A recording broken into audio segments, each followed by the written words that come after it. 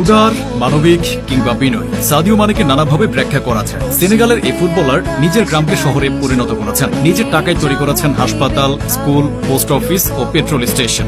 শুধু হাসপাতালের জন্যই খরচ হয়েছে 5,09,00,000 টাকা। আশেপাশের প্রায় 34টি গ্রামের মানুষ এই হাসপাতালে চিকিৎসা নিচ্ছেন। 2,80,00,000 টাকা খরচ করে বানিয়েছেন মাধ্যমিক স্কুল। এছাড়া সেনেগালের নিজ গ্রামে 4G ইন্টারনেট এনেছেন সাদিও মানে। তিনি মনে করেন 10টা ফেরারি গাড়ি, 20টি দামি ঘড়ি ব্যবহার করে কিছুই হবে না। বছরের পর বছর তিনি একই মোবাইল ব্যবহার করেছেন। সাদিও মানের ছোটবেলা খুব কষ্ট কেটেছে। খেলার বুট ছিল না, ভালো কাপড় ছিল না, খাওয়ার মতো খাবারও ছিল না, এমনকি পড়াশোনাও করতে পারেন। অতীতকে তিনি ভুলেননি, এজন্যই তিনি অঢেল সম্পত্তির মালিক হয়েও বুঝে শুনে খরচ করেন। ফুটবলার পরিচয়ের বাইরে মানের বড় পরিচয় তিনি একজন মুসলিম। খেলার আগে তিনি অজু করে মাঠে নামেন, তো ছুঁয়েও দেখেন না। ট্রাই ইসলামিক কার্যক্রমে দেখা যায় সেনেগালের এই তারকা ফুটবলারকে। সাদিও মানে নামাজ পড়েন, রমজানের রোজা রেখে ফুটবলও খেলেন। মানের বাবা স্থানীয় একটি মসজিদের ইমাম ছিলেন, যিনি অর্থের অভাবে ছেলেকে স্কুলে পাঠাতে পারেন। মানের ফুটবলার হওয়ার স্বপ্ন পূরণের জন্য গ্রামের সবাই চাঁদা তুলে সাহায্য করেছিল।